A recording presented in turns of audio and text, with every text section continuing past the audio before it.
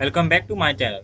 Today I teach the Excel sheet to calculate the percentage.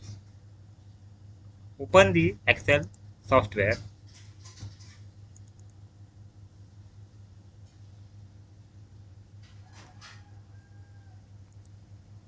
Already I done it.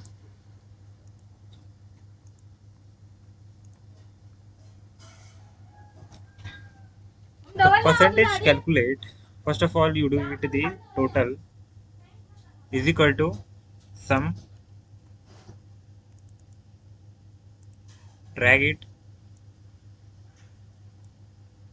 bracket close, enter.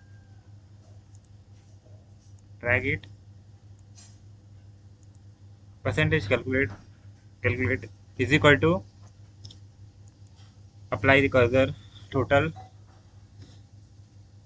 divided by 600 means 6 subject into 100, enter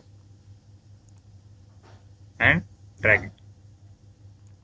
Can be easily find the percentage.